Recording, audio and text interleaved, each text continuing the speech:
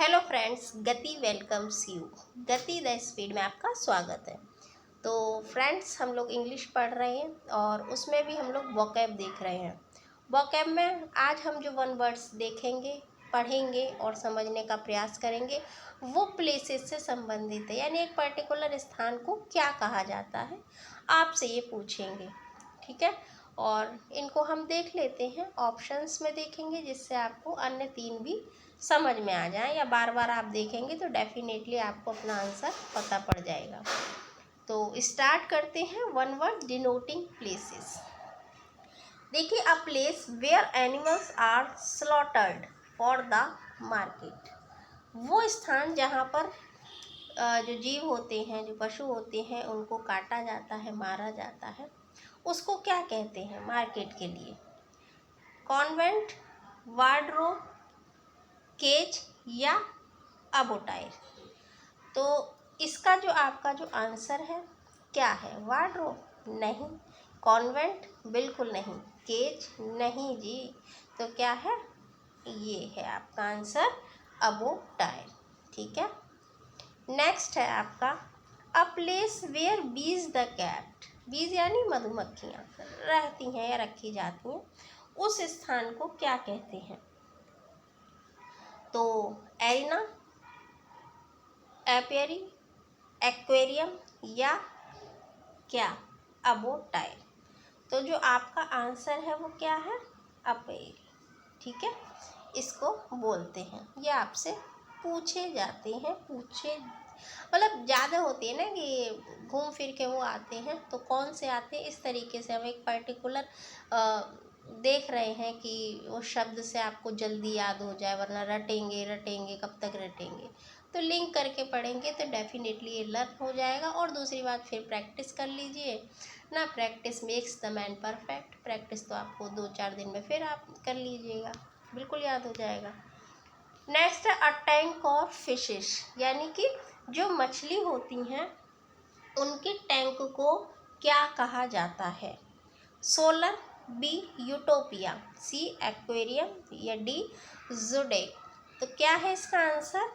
Utopia नहीं भाई, इसका आंसर है एक्वेरियम।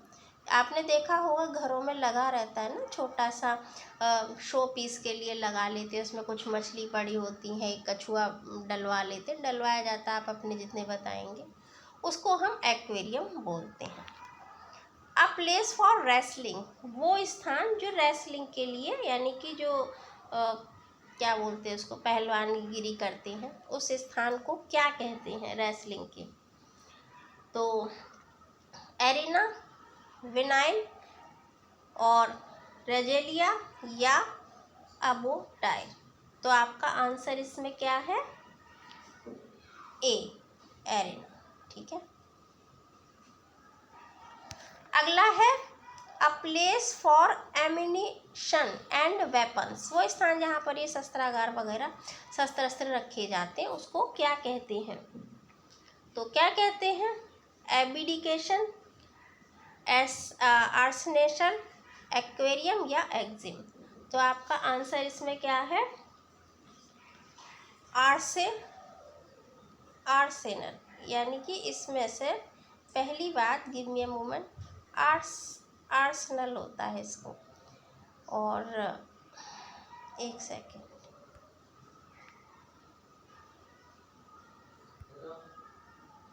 तो ये बेटा इसमें जो है आर्सनल, इसमें से जो टी है वो गलत टाइप हो गया है, आर्सनल, ARSENAL। ठीक है, टी नहीं है इसमें, ये गलत टाइप है। A place for lunatic and political refugees, अर्थात वो स्थान जहाँ पर जो ना होते हैं राजनीतिक जिनको रेफ्यूजी को हम शरण देते हैं, उसको क्या कहते हैं? उस स्थान को क्या कहते हैं? एरेना, एनोमली, एलेग्री या असाइलम। तो इसको क्या बोला जाता है? इस स्थान को असाइलम यानी कि आश्रय स्थान बोलते हैं। जो रेफ्यूजी आते हैं बाहर से, राजनीतिक रूप से खास तौर से, उस स्थान को क्या बोला जाता है? आते हैं या कहीं और जाते हैं किसी अन्य देश में। A place where bird are kept, वो स्थान जहाँ पर पक्षियों को रखा जाता है। तो क्या है? बेलीगेरेंट, अबाइरी, बायोप्सी या एक्जिम। तो इसका जो आंसर है अवेरी। ठीक। अगला है a place where government records are kept. वो स्थान जहाँ पर गवर्नमेंट यानी सरकार के जो रिकॉर्ड है वो रखे जाते हैं, उसको क्या कहा जाता है? क्या कहा जाता है? मिंट, बी रिसोर्ट, सी आर्चीव्स या डी असाइलम। तो ऐसे स्थानों को आर्चीव्स कहा जाता है। और महत्वपूर्ण ये शब्द है क्योंकि इसके कार्ड भी आते थे आर्चीव्स के। The dwelling place of an animal underground. उस स्थान को क्या कहते हैं जहाँ पर जो जीव होते हैं वो अंडरग्राउंड रहते हैं, उस स्थान को क्या कहते हैं? नहीं, गड्ढा खोद के बिल में जो रहते हैं उस स्थान को क्या कहते हैं? यूटोपिया, ब्यूरो और बायोप्सी और सिनेकर।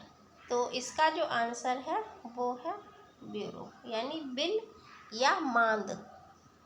बिल जैसे चूहे हुए का होता है उसको बोलते हैं। A place where ammunition is hidden. उस चीज़ को क्या कहते हैं जहाँ पर आप जैसे आप फॉर्म वॉर्म भरते हैं तो एक होता है ना शब्द, उसको आप उल्टा सीधा डिजिट में भी आ रहा है और अंकों में भी आ रहा है, फिर उसको हम छुपा देते हैं, तो उसको क्या बोलते हैं? क्या बोलते हैं अभी आपको पता पड़ेगा। ए मिंट, बी ड्रॉन, सी बरबोस या काश। तो उसको क्या बोलते हैं? काश, CACH। कैश भी पढ़ लेते हैं वहाँ से, लेकिन रियल है काश। छुपा देते हैं उसको या हिडन कर देते हैं। ठीक है। अगला है अ प्लेस फॉर बर्ड्स। पक्षियों के लिए स्थान। A cage, B impregnable, C hive या डी मॉर्ग। तो इसका जो आंसर है ये आप जानते हैं, केज यानी पिंजड़ा। Next a place with gambling tables etcetera. वो स्थान जहाँ पर जुआ खेला जाता है टेबल पर। जैसे आप देखते हैं ना वो राउंड में बॉल जाती है, उसको घुमा देते हैं किसी पर्टिकुलर उस पर डिजिट पर वो रुक जाती है, और उस स्थान को जहाँ गैम्बलिंग होती है उस स्थान को क्या कहते हैं? तो क्या कहते हैं भाई?